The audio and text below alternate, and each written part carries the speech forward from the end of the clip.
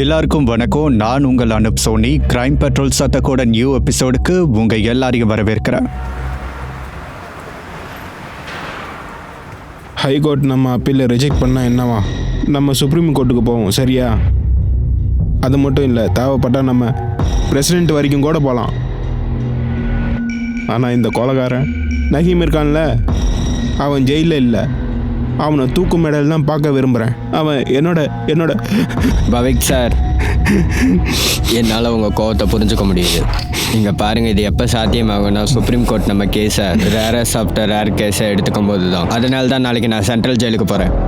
நம்ம கோர்ட்டில் இதை நிரூபித்தா போதும். நயம்பேட்டை அவன் பண்ண காரியத்துக்கு கொஞ்சம் கூட வருத்தப்படலன்னு. நான் அதுக்கு வேண்டிய எல்லா இன்ஃபர்மேஷன்ஸையும் கலெக்ட் பண்ணி வைக்கிறேன். You or don't worry. நயம்பேட் ஜெயிலிருந்து நேரடியாக தூக்குமடிக்கு தான் போவான்.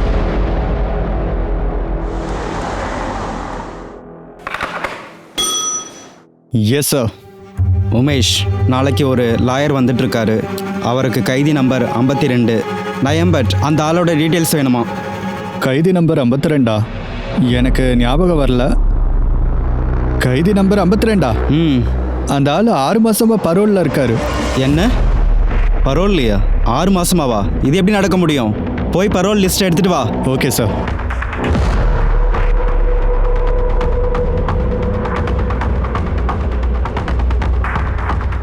December 2018 பரோல்ல. இது எப்படி நடக்க முடியும்? இப்போ என்ன பண்ணலாம் சார்?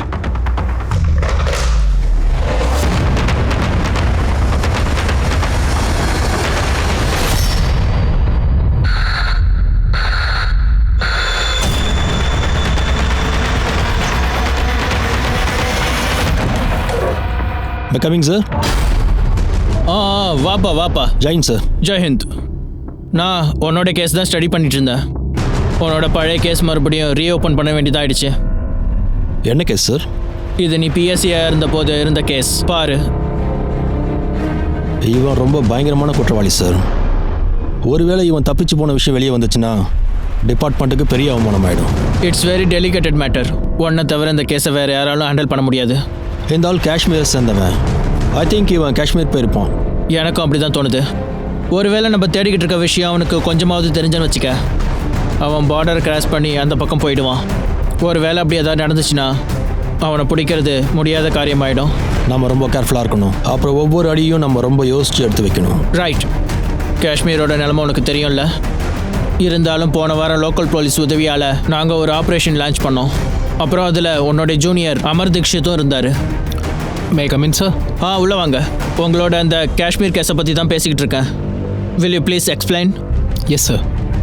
சார், ஒரு வாரத்துக்கு முன்னாடி நாங்கள் லோக்கல் போலீஸ் இன்ஃபர்மேஷன் வச்சு ஒரு வீடை ரைட் பண்ணோம். இறங்குங்க சீக்கிரம். எந்த வீடு? அதோ அந்த வீடு தான் சார். நீங்கள் இங்கே இருங்க, நான் முன்னாடி போகிறேன். எனக்கு பேக்கப் கொடுங்க. ஏய், விடாதீங்க, அவங்கள அடிங்க. வந்துட்டாங்க பாருங்க. போலீஸ் அடிங்க. அடிங்க, அடிச்சு துரத்துங்க. யாரையும் விடாதீங்க. சீக்கிரம் வாங்க சார். அடிங்க.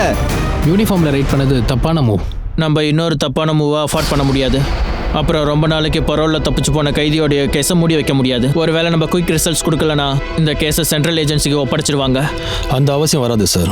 நான் இப்போவே இந்த நிமிஷமே இந்த கேஸை டேக் ஓவர் பண்ணுறேன் சார். ஆனால் சார், எனக்கு ஒரு ரெக்வஸ்ட் இருக்குது. சொல்லு. இந்த மிஷனுக்கு டீமை நான் சூஸ் பண்ணுறேன் sir. Okay, thank you sir. Sir, இன்னொரு ரெக்வஸ்ட். எனக்கு இந்த கேஸில் ஃபுல் சப்போர்ட் வேணும். Okay, I fully support you. ஆனால் ஒரு விஷயம், ஜஸ்ட் யூ டூ இட். அந்த பார்டர் கிராஸ் பண்ணக்கூடாது. எப்படியாவது அவனை பிடிச்சி ஜெயிலில் அடைக்கிறது தான் எனக்கும் வேணும். கிரைம் பெட்ரோலோட நோக்கம் எப்பவும் இதுவாக தான் இருந்திருக்கு. பகல் கொள்ள குற்றங்களுக்கு எதிராக எச்சரிக்கையா இருக்கணும். ஆனா சில கேசஸ் இந்த மாதிரி கூட இருக்கும். அது மக்களுக்கு மட்டும் இல்ல, சட்டத்துக்கும் அப்புறம் அமைப்புக்கும் ஒரு பாடமா மாறிடும். இப்ப இந்த கேஸ் அந்த செலக்டிவ் கேசஸ்ல ஒண்ணு. அது அரசாங்கத்துக்கு பல வருஷமா நடைமுறையில இருக்க 2 சட்ட விதிகள்ல மாற்றத்தை ஏற்படுத்துற சூழலை உண்டாக்கி இருக்கு. விதிகள் ஒழுங்குமுறையில இருக்க குறைகளை விளக்க வச்சிருக்கு. அதை பயன்படுத்திக்கிட்டு கில்லாடிங்க சட்டத்தோட கண்ணாம்பூச்சி விளையாட்டு விளையாடிட்டு இருக்காங்க. மிஸ்டர் மேத்தா, செட்டில்மெண்ட் பண்ணுறது தான் கரெக்ட். நான் ஆப்போனன்ட் பார்ட்டி கிட்ட சொல்லி 15 லட்சம் காம்பன்சேஷன் வேணா வாங்கி தர முடியும். ஆனால் இதை விட அதிகமாக not possible. Okay. Hi miss Payal. நீங்கள் யாரு? இங்கே நீங்கள் யாரை சந்திக்க வந்தீங்களோ அது நான் தான். அபிஜித். ஆமாம். Nice meeting you. அப்புறம் உங்களோட கிளைண்ட் என்ன முடிவு பண்ணிருக்காங்க காம்பன்சேஷனை பத்தி? பாருங்க, காம்பன்சேஷனா ஒரு 20 lakhs. என் கிளைண்ட் காம்பன்சேஷனாக 20 lakhs கொடுக்க தயாராக இருக்காரு. அவுட் ஆஃப் கோர்ட் செட்டில்மெண்ட் பண்ணிக்கலாம். என்ன மிஸ்டர் மெஹதா, ஓகே. வாங்க ஹேண்ட் ஷேக் பண்ணிக்கோங்க. மிஸ்டர் மெஹதா, அக்ரிமெண்ட்ஸோட டேர்ம்ஸ் இருக்குது, ஒரு வாட்டி நீங்கள் கொஞ்சம் படிங்க. அப்புறம் இந்த லாஸ்ட் பேஜில் உங்கள் சைன் வேணும். கடந்த 6 மாதமாக இந்த நகீம் பார்த்த யாருமே பார்க்கல. ஸோ அவன் பேர் ஃபேஸ் எல்லாத்தையும் மாற்றுறதுக்கு முழுசாக சான்சஸ் இருக்குது. ரொம்ப கொடூரமானவன். இந்த மாதிரி குற்றவாளிகளோட கரியரில் ரேராக தான் பார்த்துருக்கேன். இவன் தண்டனைக்கு பயப்பட மாட்டான், குற்றம் செய்யவும் பயப்பட மாட்டான். இந்த மாதிரியான கொடூர குற்றவாளி பரோவில் சுற்றிட்டு இருக்கான். இதை நினச்சாலே எனக்கு கோவம் வருது. சார், அவன் எந்த ஜெயிலில் இருந்தானோ அங்கேருந்து இவனை பற்றின இன்ஃபர்மேஷன் ஏதாவது கிடைக்கலாம். ஏன்னா அங்கே இவனுக்கு யாராவது ஃப்ரெண்டு ஒருத்தவங்க இருந்திருப்பாங்க. கண்டிப்பாக இருந்திருப்பாங்க. ஏன்னா நைம் பட் ஃப்ரெண்டு பிடிக்கிறதுல கில்லாடி. Miss Payal, happy. நீங்கள் எதிர்பார்த்ததை விட அதிகமாக வாங்கி கொடுத்துருக்கேன். ஆனா எதுக்கு? உங்க கிளைண்ட்டுக்கு எதுக்கு நஷ்டம்? உங்க கேஸும் ஸ்ட்ராங்கா தான் இருந்துச்சு. ஆனால் உண்மை உங்களுக்கு துணையாக இருக்குது. அப்புறம் கிளைண்ட்டை விட எனக்கு உண்மைக்கு துணை போகிறது தான் பிடிக்கும். Wow, impressive. ஓகே, இன்னொரு நாள் சந்திக்கலாம். அப்புறம் நாளைக்கு சந்திக்கலாமா? காஃபிக்கு ஒருவேளை நீங்கள் ஃப்ரீயாக இருந்தா. So fast? இல்லை, இஃப் யூ டோன்ட் வாண்ட், எப்போ வேணாலும், நீங்கள் எப்போ ஃப்ரீயாக இருந்தாலும் அப்போது. No, I like it. Yeah, நாளைக்கு பார்க்கலாம். ஷியோர். சார் நானும் பட்டும் ஒரே செல்லில் 1 வருஷம் இருந்தோன்றதை ஒத்துக்கிறேன். அவன் கூட கொஞ்சம் ஃப்ரெண்ட்ஷிப் இருந்தது. ஆனால் அவன் அவனோட உலகத்திலே தான் இருப்பான். சரி, எனக்கு அது பேச்சுவார்த்தை இல்லை. அவன் ஏதாவது சொன்னானா? பரோலில் வெளியே போனதுக்கப்புறம் அவன் எங்கே போவான்னு? காஷ்மீருக்கா இல்லை வேற எங்கேயாவது தான்? அவன் பரோலில் போகிறத பற்றி எப்பவும் பேசுவான். ஆமாம் சார், ஒரு வாட்டி அவன் என்கிட்ட சொன்னான், பார்டருக்கு அந்த பக்கம் யாரோ சொந்தக்காரங்க இருக்காங்கன்னு. பார்டருக்கு அந்த பக்கம்? நீயும் சேம் பீட்டர் காலேஜில் தான் படிச்சிருக்க. ஆனால் நான் உன்னை காலேஜில் பார்த்ததே இல்லை. விஷயம் என்னன்னா, நான் கிளாஸில் விட என் கேர்ள் ஃப்ரெண்ட் நட்பில் அதிகமாக இருப்பேன். அந்த பொண்ணு பேர்னா சொல்லு. உனக்கு இப்படி சொல்லுவேன், இது வரைக்கும் நான் என் கேர்ள் ஃப்ரெண்ட் கிட்டே சொன்னதில்லை. அப்படின்னா அந்த சைலண்ட் லவ்வர் டைப்? நீ என்ன டம்மியா? நீ போய் ப்ரப்போஸ் பண்ண அவகிட்ட? கண்டிப்பா. அப்படின்னா ப்ரப்போஸ் பண்ணியே ஆகணும். லாயர் பாயல், என் மனசோட கேஸை உன் காதல் நீதிமன்றத்தில் வைக்கிறேன். ப்ளீஸ், உன் கூட எனக்கு வாழ எனக்கு ஆயுள் தண்டனையை கொடு. நைம்பக் கட்டுவாக்க சேர்ந்தவன். அப்புறம் அவனோட ரிலேட்டிவ்ஸ் பூஞ்சி சுற்றி உள்ள ஏரியாலே இருக்காங்க. அது பாகிஸ்தான் பார்டருக்கு ரொம்ப நெருக்கமாக இருக்குது. நான் லோக்கல் போலீஸ்கிட்ட பேசினேன் சார். ஆனால் அவங்களால பெருசாக உதவி பண்ண முடியும்னு எனக்கு தோணலை. போன வாட்டி நாங்கள் போனப்போ லோக்கல் ஆளுங்க எங்களை துரத்திட்டாங்க. போங்க, வண்டியில விடாதீங்க, ஓட விடாதீங்க. சீக்கிரம் போய் வண்டியில அடிங்க, அவங்கள விடாதீங்க. பின்னாடி வாங்க, பார்த்து. இதை வச்சு பார்க்கும்போது நயீம் பட்டுடைய நெட்வொர்க் ரொம்ப ஸ்ட்ராங்காக இருக்குது. அதனால தான் வரக்கூடிய செய்தி அவனுக்கு முன்னாடியே கிடச்சிருக்கு. அப்புறம் 2வது விஷயம், அங்கத்திய லோக்கல் ஆளுங்க நயீம் பட்டை நிரபராதியாக நினைக்கிறாங்க. அதுக்கு தான் அவங்க அப்படி பண்ணியிருக்காங்க. அப்போ இந்த நைம் பட்டை நம்ம எப்படி பிடிப்போம்? கண்டிப்பாக பிடிப்போம். ஓநாய் கூட்டத்துக்குள்ளே நுழைய ஓநாயாக மாற வேண்டியது இருந்தாலும் நாம் மாறுவோம். ஆனால் முழு ஏற்பாடோட.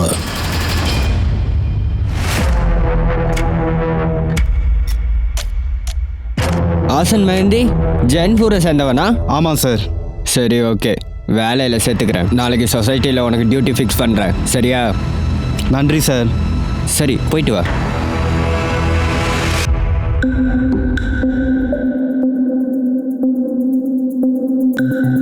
உங்களுக்கு புரிஞ்சதில்ல? நல்லா புரிஞ்சுது. ரொம்ப நன்றி. பிரமாதம். ஹோல்ஃபான் சார், நீங்கள் இவ்வளோ குறைஞ்ச நேரத்தில் எங்கள் எல்லாருக்கும் காஷ்மீர் பாஷையை கற்றுக் கொடுத்தீங்க. அதுக்கு ரொம்ப நன்றி. அப்புறம் குல்ஃபான் சார், இவங்களோட பாஷா பிரச்சனை முடிஞ்சது. பேச்சால் காஷ்மீரியாக மாறிட்டாங்க. அடுத்தது வேஷம்தான். வேஷத்துக்கும் ஏற்பாடு பண்ணணும். இன்னைக்கு ஆஃபீஸ்க்கு போவாத? சாரி பாயல், ஆனால் நான் போய் ஆகணும்ல. அப்புறம் உன்னோட துபாய் பிளான் தான் போஸ்ட்போன் ஆகிருக்கு. எனக்கு ஆஃபீஸ் இருக்குல்ல. அப்புறம் நான் கிளைண்ட்டுக்கு என்னன்னு சொல்லுவேன்? லாயர் சார், எனக்காக கொஞ்சம் பொய் சொல்ல முடியாதா? மேடம், நான் லயர் இல்லை. அதை நீ மறந்துட்ட போல இருக்கு. உன் தங்கச்சி நிஷா, அவளோட எக்ஸாம்னால தான் மார்ச் நடக்க வேண்டிய நம்ம கல்யாணத்தை டிசம்பருக்கு மாற்றி வச்சிட்டோம். இல்லாட்டி இந்த நேரத்துக்கு நமக்கு கல்யாணம் நடந்திருக்கும். நீயும் துபாயில் செட்டில் ஆகிருப்ப. அப்புறம் ஹனிமூனுக்கு ஏற்பாடு பண்ணியிருப்பேன்ல. பட் உன் தங்கச்சிக்கு தான் thanks. Bye bye, see you. பாய்.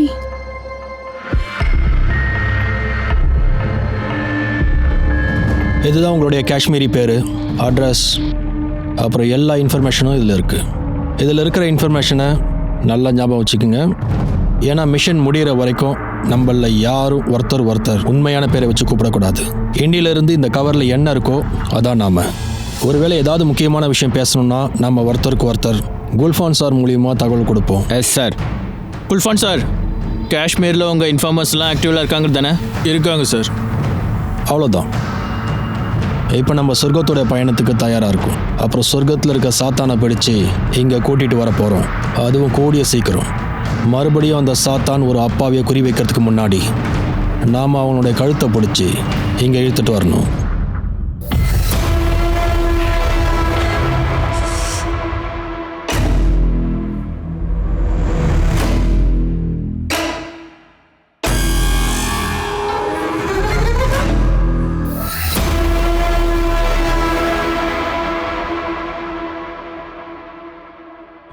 ஒரு இளமையான இண்டிபெண்டன்ட் பொண்ணை தன்னுடைய வீட்டிலே கொலை பண்ணியிருக்காங்க. காலையில் பொழுது விடிஞ்சதும் நகரம் பூரா மொத்த மக்களும் பீதி அடைய போகிறாங்க. படிப்புக்காகவும் வேலைக்காகவும் தனியாக இருக்கிற பொண்ணுங்களோட நிலைமை ஒரு சர்ச்சைக்குரிய விஷயமா மாறப்போகுது. ஆனால் எல்லாமே யோசிக்க வேண்டிய விஷயம்தான். ஒரு பொண்ணால் இந்த சமூகத்தில் 4 செவத்துக்குள்ள பாதுகாப்பாக இருக்க முடியலன்னா வேற எங்கே இருக்க முடியும்?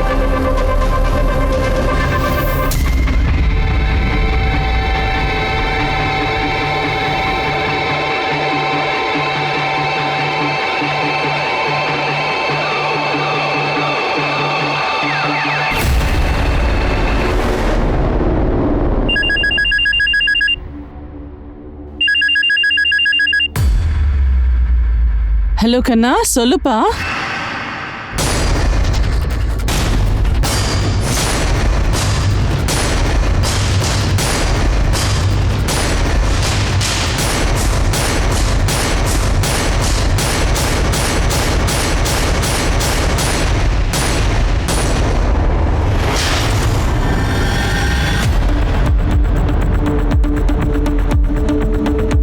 வழி விடுங்க சார். நான் பாயல் அப்ஜித்தோட பக்கத்து வீட்டுக்காரு, அப்புறம் இந்த சொசைட்டியோட செக்ரட்டரி. சார் நைட்டு எங்கள் வீட்டு பவர் மட்டும் கட் ஆகலை, சொசைட்டி மெம்பர்ஷிப்லையும் கட் ஆகலை. நாங்கள் எலக்ட்ரிசிட்டி போர்டையும் செக் பண்ணோம், அங்கேயும் எந்த ப்ராப்ளமும் இல்லை. சார் பாயல் ரொம்ப நல்ல பொண்ணு. எங்கள் சொசைட்டின்னு இப்படி நடக்கும்னு நினச்சி கூட பார்க்கல சார். பாயலோடைய கல்யாண வாழ்க்கைலாம் எப்படி இருந்துச்சு? அவங்க வரும் நல்லா தான் சார் இருந்துச்சு. ஆனால் அப்ஜித்துக்கும் பாயலுக்கும் கல்யாணம் நடக்கலை. அவங்க லிவிங்கில் இருந்தாங்க சார். ஆமாம் சார், நாங்கள் கல்யாணம் பண்ணிக்கல. நாங்கள் 2 பேர் லிவிங்கில் இருந்தோம். அப்ஜித், வீட்டில் எந்த கதவையும் உடச்சி உள்ளே வந்த மாதிரி தெரியல. இப்போ ஒன்று மட்டும் கிளியர். வீட்டுக்கு யார் வந்தாங்களோ அவங்களுக்காக ஒன்று பாயல் டோர் ஓப்பன் பண்ணியிருக்கணும், இல்லைன்னா அவங்கக்கிட்ட வீட்டு சாவி ஏற்கனவே இருந்திருக்கணும். உங்ககிட்டயும் பாயல்கிட்டையும் தவிர வீட்டு சாவி வேறு யார்கிட்டயாவது கொடுத்துருக்கீங்களா? ஆமாம், என்கிட்ட ஒன்று இருக்குது சார், பாயல்கிட்ட ஒன்று இருக்குது. ஆனால் வீட்டில் ஒரு சாவி தான் கிடச்சிது. இன்னொரு சாவி எங்கே? சரி, 2வது சாவி எங்கே இருந்தாலும் நாங்கள் கண்டுபிடிப்போம். ஒருவேளை வீட்டில் இருந்தால் கண்டிப்பாக கிடச்சிரும். 2வது சாவி வீட்டில் தானே இருக்குது. நீங்கள் இதை சொல்லுங்கள், நீங்கள் வீட்டுக்குள்ளே வந்ததுக்கப்புறம் எந்தெந்த பொருளெல்லாம் டச் பண்ணீங்க? ஃப்ரிட்ஜ், பாட்டில், கிளாஸ், இதை தவிர வேறு ஏதாவது பொருளை தொட்டிங்களா? எனக்கு எதுவும் ஞாபகம் வரல சார். வக்கீலாக இருக்கிறதுனால இது உங்களுக்கு தெரிஞ்சிருக்கும். கிரைம் சீனில் எந்த பொருளையும் கிடைக்கக்கூடாது, கலைச்சா கிரிமினல். ஆனால் நீங்கள் கலைச்சிட்டீங்க, பொருட்களை தொட்டிருக்கீங்க. ஏன்? அது சரி, ஆஃபீஸில் நீங்கள் லேட் நைட் வேலை செஞ்சுட்டு இருந்தான்னு சொல்லிங்க, ரைட்?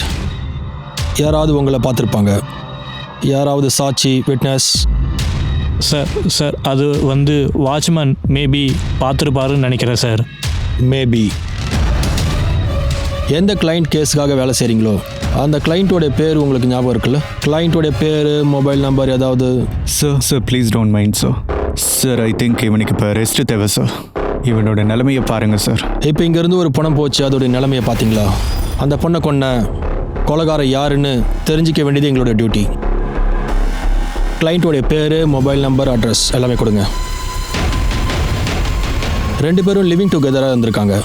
ஒருவேளை அபிஜித் கல்யாணத்தை விரும்பல போல இருக்கு. பாயல் கல்யாணம் பண்ணிக்கணும் தான் விரும்பியிருக்கிறா. சார் அபிஜித் வக்கீல் இருந்தாலும் கிரைம் சீனில் எல்லா இடத்தையுமே தொட்டிருக்காரு. இது எல்லாத்தையும் வேணும்னு செஞ்சாரா இல்லை தெரியாமல் செஞ்சாரான்னு எனக்கு ஒன்றும் புரியல சார். உண்மை கூடிய சீக்கிரம் வெளியே வரும். சிசிடிவி ஃபுட்டேஜ் கிடச்சிதா? Yes sir.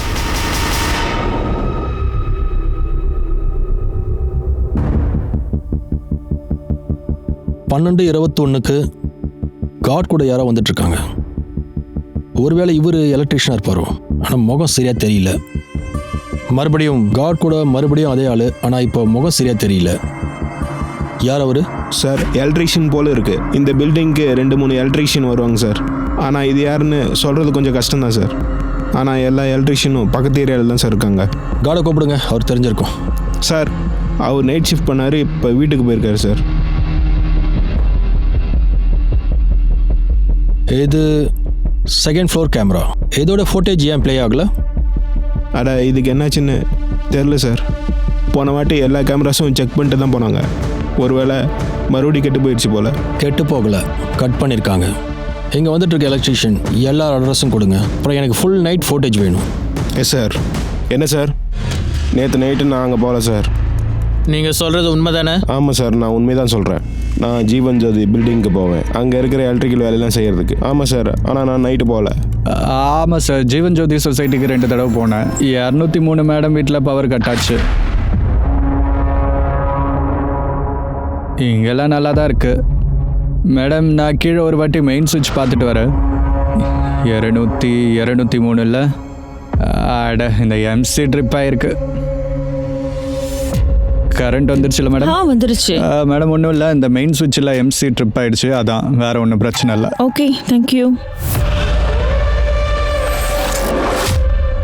ஆனால் 1/2 மணி நேரம் கழிச்சு கார்டுகிட்டேருந்து திரும்ப ஃபோன் வந்தது. போய் பார்த்தா திரும்ப ட்ரிப்பாக இருந்தது. அதை சரி பண்ணிவிட்டு அவங்க கிட்ட திரும்ப சொன்னேன், நீங்கள் இன்றைக்கி ஒரு நாள் ஏசி கீசர் எதுவும் போடாதீங்க, நாளைக்கு வந்து ஃபுல் ஒயரும் செக் பண்ணிடுறேன். சரிண்ணா.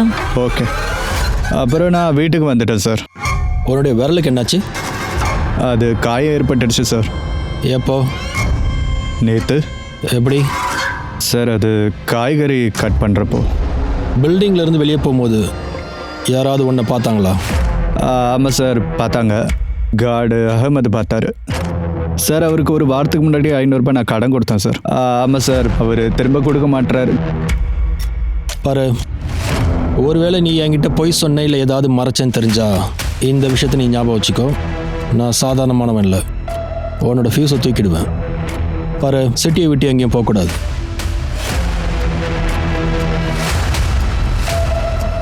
அவனுக்கு சொசைட்டியில் எல்லா இடமும் தெரியும். சிசிடிவி ஒயரை அவன் தான் கட் பண்ணியிருக்கணும். அவன் கால் ரெக்கார்ட் செக் பண்ணுங்க.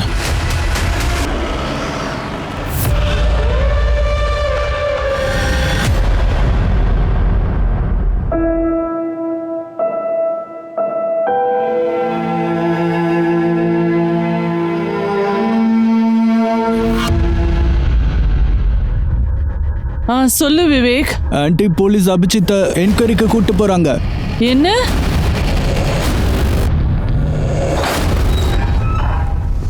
அப்போ வக்கீல் சார், பிளானிங் பலமாக தான் பண்ணியிருக்கீங்க. முதல்ல லேட் நைட் வரைக்கும் ஆஃபீஸில் தான் இருக்கேன்னு சாக்கு சொன்னீங்க. அப்புறம் ஒளிஞ்சு வந்து நீங்கள் பாயில் மர்டர் பண்ணியிருக்கீங்க. அதுக்கப்புறம் உங்கள் அம்மாவுக்கு ஃபோன் பண்ணியிருக்கீங்க, ஃப்ரெண்ட்ஸுக்கு ஃபோன் பண்ணியிருக்கீங்க, அப்புறம் கடைசியில் எங்களுக்கு ஃபோன் பண்ணியிருக்கீங்க. நீங்கள் என்ன சார் சொல்கிறீங்க? பாயல் தான் சார் எனக்கு உயிர். நான் எதுக்கு சார் அவளை கொல்லணும்? அதை கேட்க தான் கூட்டம். அவளை எதுக்கு கொன்னேன்? ஓவர் ஆக்டிங் பண்ணாத. நீ ஆக்டர் இல்லை, வக்கீல். இருந்தாலும் சாட்சியங்களை வேணுமுன்னே அழிச்சிருக்கிற. எதுக்கு? சார் நான் வேணுமே எதுவுமே செய்யலை சார். பாயலுக்குலாம் இது நடக்கும்போது நான் ஆஃபீஸில் இருந்தேன். நீங்கள் வேணால் ஆஃபீஸில் போய் வேணால் செக் பண்ணி பாருங்கள். எதையும் செக் பண்ண வேண்டிய அவசியம் இல்லை. ஐ எம் 100% ஷோர் நீங்கள் ஆஃபீஸில் தான் இருந்தீங்கன்னு. அங்கே மென்ஷன் ஆகிருக்கும். வக்கீல் ஸ்ட்ராங்காக தான் பிளானிங் பண்ணியிருக்கீங்க.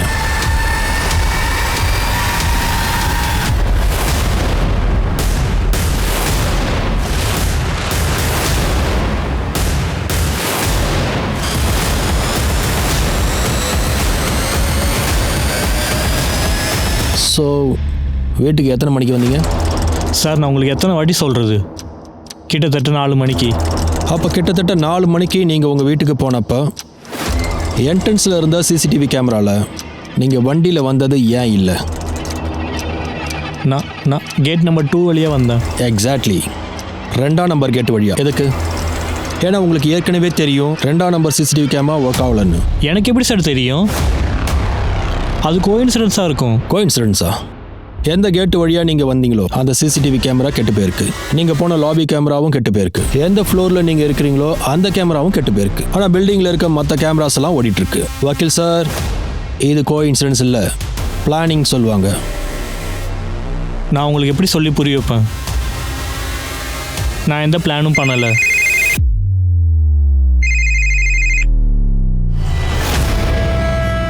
சார், பாயல் பில்டிங்கோடைய செக்யூரிட்டி கார்டு அகமத் பத்தான் ஓடி போயிட்டான். எந்த செக்யூரிட்டி ஏஜென்சியை அகமத் பத்தான் ஹையர் பண்ணாங்களோ அங்கேருந்து அவனுடைய ஃபுல் டீட்டெயில்ஸ் வாங்குங்க.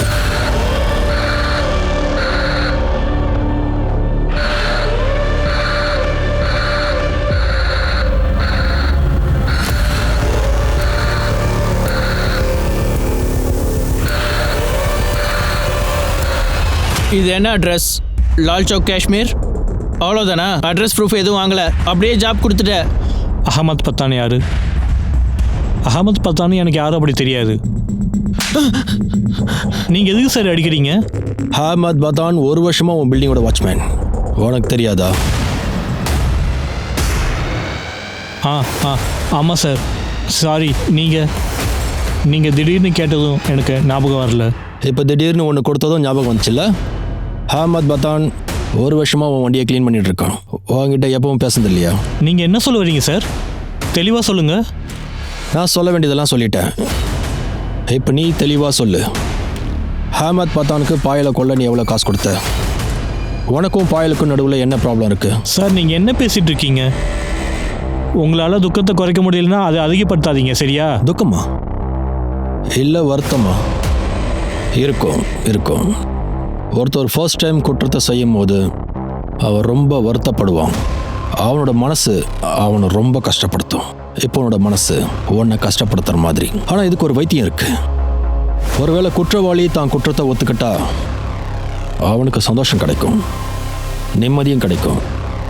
ஒருவேளை நீயும் உன்னுடைய குற்றத்தை ஒத்துக்கிட்டா உனக்கும் நிம்மதி கிடைக்கும், சுகமாக இருக்கும்.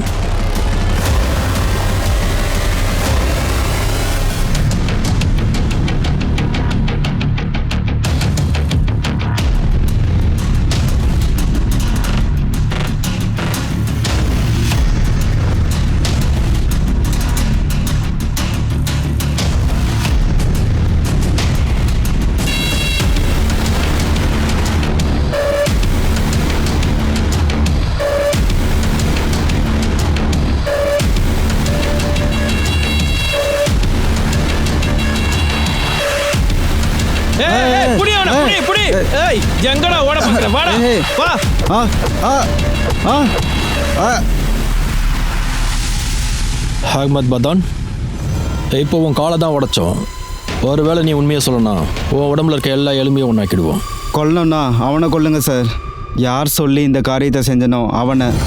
யார் சொல்லி செஞ்ச? அபிஜித். பட்டானுடைய ஸ்டேட்மெண்ட் பாயல் அப்புறம் அபிஜித்தோட லவ் ஸ்டோரிக்கு ஹெட் ஸ்டோரி ஆங்கிள் கொடுத்துருச்சு. பட்டான் சொன்னது உண்மையா? அபிஜித் தான் பாயலோட கொலைக்கு மாஸ்டர் மைண்டா? ஒருவேளை அது உண்மையாக இருந்தால் அபிஜித்துக்கும் பாயலுக்கும் நடுவில் ஏதாவது நடந்திருக்கோ, அது இந்த குற்றத்துக்கு காரணமா? ஒருவேளை பட்டான் பொய் சொன்னா பாயலை இவ்வளோ கொடுமையாக கொண்டதுக்கான காரணம் என்ன? அப்புறம் பட்டான் எதுக்கு அபிஜித்தை சிக்க வைக்க நினைச்சாரு? இப்போதைக்கு எதுவும் அடிச்சு சொல்ல முடியாது. ஆனால் எது கண்ணுக்கு தெரியுதோ அதை விட உண்மை ரொம்ப ஆழமானது. அதிர்ச்சிகரமான விஷயங்கள் இன்னும் வெளியே வர வேண்டியது இருக்கு. ஒரு பக்கம் பாயலோட மரணத்தோட ரகசியம் இன்னும் வெளியே வராம இருக்கு. இன்னொரு பக்கம் 9 பட்டை தேடி போலீஸ் எல்லாருமே காஷ்மீர்ல வேட்டையாடிட்டு இருக்காங்க.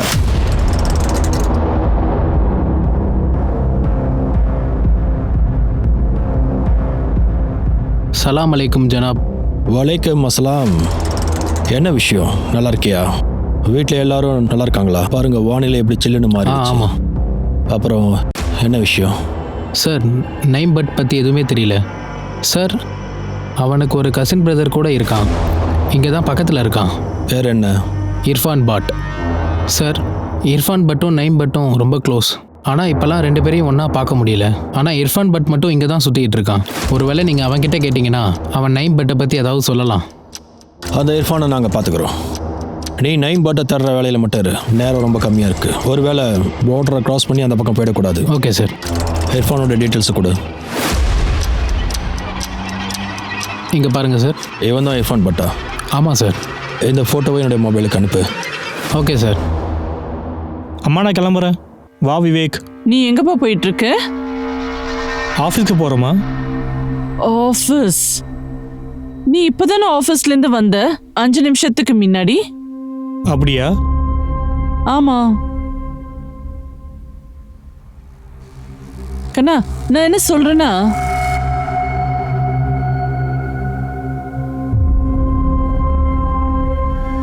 ஆமாம் பேபி, பக்கத்தில் எல்லாருக்கும் கரண்ட் இருக்கு, நம்ம வீட்டில் மட்டும்தான் கரண்ட் இல்லை.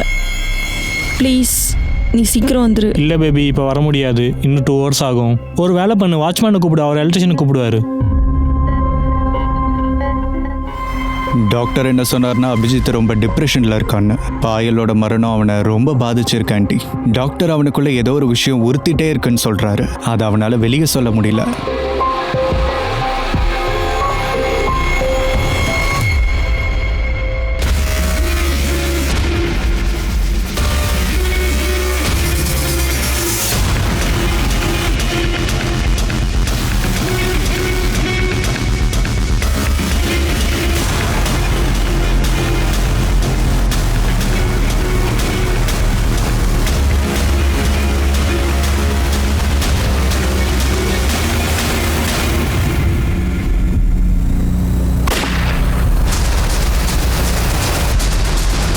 எந்திரி, வா போலாம்.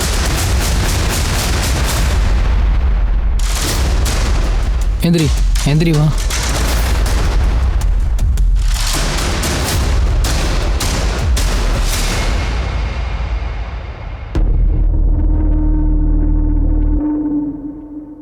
நீ எங்கப்பா போன? ஏன் ஃபோன் எடுக்கல? ஃபோனா? ஆமா, நான் ஃபோன் எடுத்துகிட்டு போனேன்னா ஒரு வேளை பார்க்கில் விட்டுருப்பேன் ஃபோன். என்னோட ஃபோன் எங்க? ஃபோன் நீ கவலைப்படாத, நான் சொல்றத கேளு.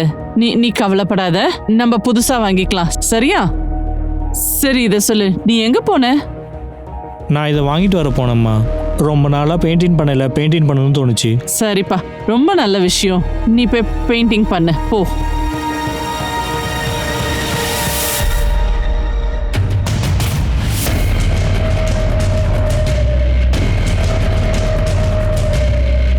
அட அபிஜித், அபிஜித் என்ன ஆச்சு? அபிஜித்துக்கு என்னாச்சு? இப்போ அவன் எப்படி இருக்கான்? நான் இப்போதான் அங்கிள் டாக்டர் கிட்ட பேசினேன். அவனுக்கு ஏதோ பிரெயின் டிசீஸ் வந்திருக்கான். அவன் மென்டல் கண்டிஷன் ரொம்ப வீக்காக இருக்கு.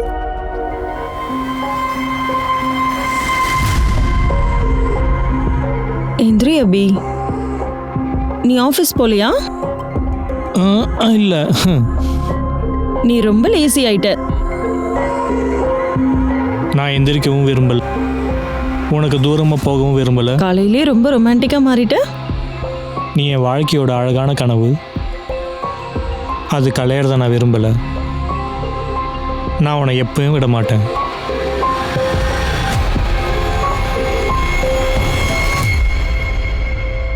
கண்ணா, பாரு, உனக்கு டீ எடுத்துட்டு வந்திருக்கேன்.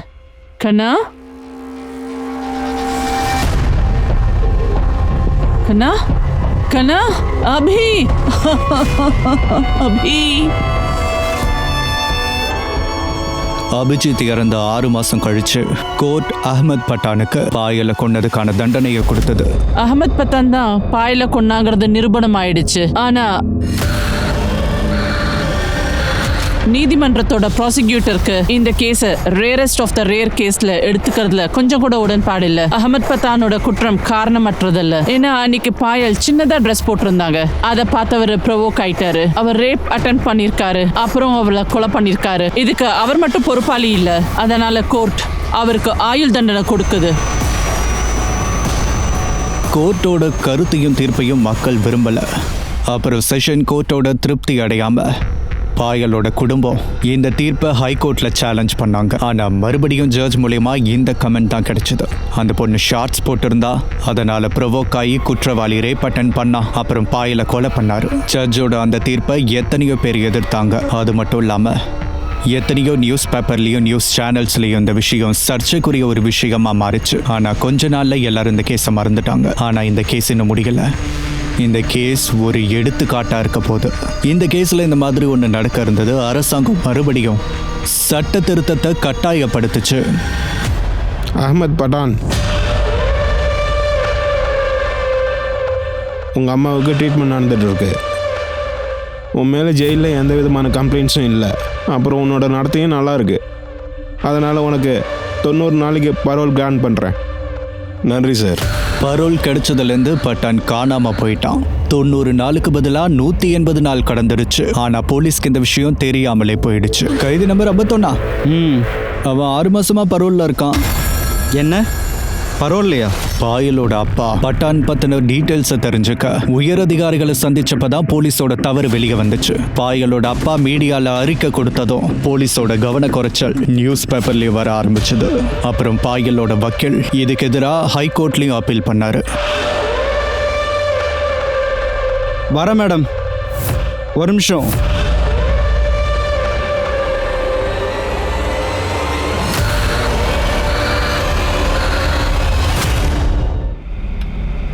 மன்னிச்சிடுங்க சார். போன வாட்டி என்னோட தப்பான இன்ஃபர்மேஷனால் உங்கள் உயிருக்கே ஆபத்து ஏற்பட்டுச்சு. ஆனால் அந்த குண்டு சூடு நடந்தது இர்ஃபான் பட்காக. இர்ஃபான் பட்டா? ஆமாங்க சார், நான் எல்லாத்தையும் தெரிஞ்சுக்கிட்டேன். இர்ஃபான் பட்டுக்கு எத்தனை நண்பர்கள் இருக்காங்க, எத்தனை எதிரிகள் இருக்காங்க எனக்கு தேவையில்லை. நாங்கள் இங்கே வந்திருக்கிறது நயீம் பட்டுக்காக. இங்கே பாருங்கள் சார், 2 நாளைக்கு முன்னாடி தான் ஷிஃப்ட் ஆனான். பேரை மாற்றிக்கிட்டு வேறு வேலை செஞ்சுக்கிட்டு இருக்கான். இவன் இப்போ எங்கே இருக்கான்? பாராமுல்லால சார். பாராமுல்லா?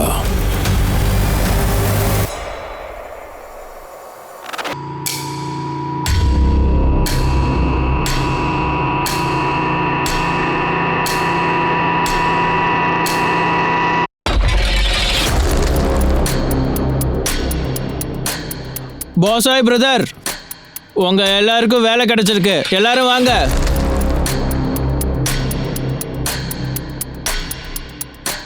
சொல்லுங்க, என்ன வேலை? எங்கே வாங்க, நான் சொல்கிறோம். இந்த வேலை உங்களுக்கு மட்டும் இல்லை, இங்கே இருக்க எல்லாருக்குமே இருக்குது. மொபைல் கம்பெனி, இந்த கம்பெனி இங்கே ஒரு டவர் கட்டுவோம். ஒரு சில மாதம் வேலை நடக்கும்.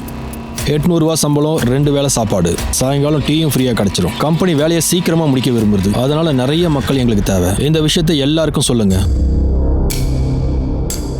சரிங்க சார், நான் போய் எல்லாத்தையும் சொல்கிறேன். அங்க இருக்கான் சார், உங்க பின்னாடி பாருங்க. அவனே தான். அவனா? இப்போ பிடிக்கலாமா சார்? வந்தாச்சுல்ல, பிடிச்சிட்டு தான் போவோம். ஆனால் கொஞ்சம் பொறுமையாக இருங்க. எல்லாரும் வாங்க வாங்க. நம்ம எல்லாருக்கும் ஒரு சந்தோஷமான செய்தி கேளுங்க. இந்த மொபைல் டவர் கம்பெனி நம்ம தலையெழுத்தையே மாற்ற போகுது. அதனால இவங்க ஒரு நாளைக்கு நமக்கு 2000 ரூபா தர போகிறாங்க. எல்லாரும் வந்து உங்களுடைய பேரை கொடுங்க. வாங்க பிரதர், வந்து உங்களுடைய பேரெல்லாம் கொடுங்க. பிரதர், அங்க என்ன யோசிச்சுக்கிட்டு இருக்கீங்க? வாங்க.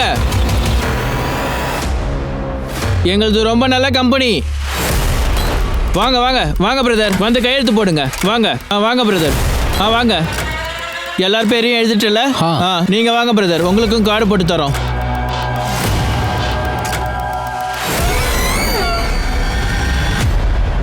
உங்களுக்கு நல்ல சம்பளம் கிடைக்கும். பாருங்க, பனி அதிகமா இருக்கு, ரொம்ப குளிருது. வண்டியில உட்காருங்க. உட்காருங்க, சீக்கிரம் உட்காருங்க. என்ன பண்றீங்க? என்ன விடுங்க. பேசக்கூடாது, அமைதியா இருக்கணும். இதுக்கு முன்னாடி எங்கோ பார்த்துருக்கேன். நீங்க யாரு சார்? நல்லா பாரு.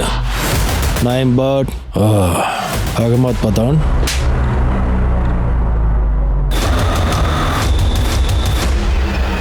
இந்த சொர்க்கம் உன்ன மாதிரி சாத்தானுக்கு இல்லை.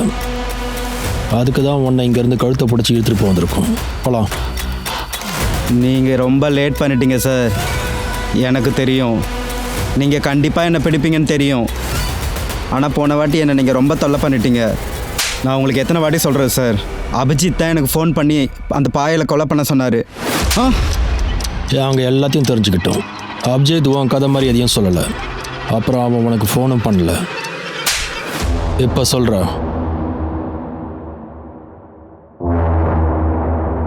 அப்படின்னா உங்களுக்கு தெரிஞ்சிடுச்சா சார்? எனக்கு என்ன தோணுச்சுன்னா நான் மட்டும் தனியாக மாட்டணுன்னு. அதனால் அவனையும் சிக்க வச்சுட்டேன். முதல்ல நான் சிசிடிவி ஒயரை கட் பண்ணேன். அன்னைக்கு ராத்திரி அபிஜித் வீட்டுக்கு வரல சார். எனக்கு ஒரு நல்ல வாய்ப்பு கிடைச்சிது. அப்புறம் நான் மேடம் வீட்டோட மெயின் சுவிட்ச் ஆஃப் பண்ணிவிட்டு மேடமோட ஃபோனுக்காக வெயிட் பண்ணிட்டு இருந்தேன். ஹலோ, நான் 203லேருந்து பேசுகிறேன். எங்கள் வீட்டில் கரண்ட் கட் ஆயிடுச்சு. நீங்கள் யாராவது எலக்ட்ரிஷியன் அனுப்ப முடியுமா?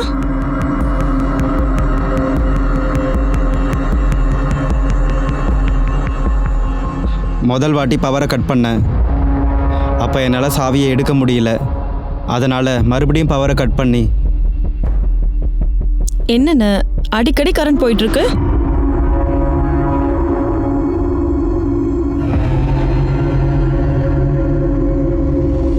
எங்கே ஒளிச்சு வச்ச? 3வது ஃப்ளோரில் 303 ஃப்ளோர் காலியாக இருந்துச்சு சார்.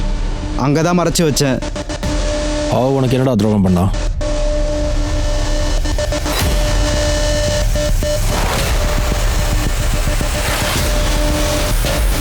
ஹலோ அண்ணா, உங்கள் பார்வை கேட்டில் இருக்கட்டும். நீங்கள் என்னை தப்பாக நினச்சிட்டீங்க மேடம். இங்கே பாரு, அதிகமாக பேசாத. மரியாதையே தெரியல. அன்னைக்கு அவள் ரொம்ப திமிராக நடந்துக்கிட்டா சார். அவளுக்கு எந்த அளவுக்கு திமிர்னா, பொம்பளையாக இருந்துட்டு ஆம்பளை திட்டிட்டு போனா. அவளுடைய வார்த்தை தீப்பொறி மாதிரி எனக்குள்ளே பற்றிக்கிச்சு. அதனால தான் நான் முடிவு பண்ணேன், நான் அவளுடைய கர்வத்தை உடச்சே தீரணும்னு.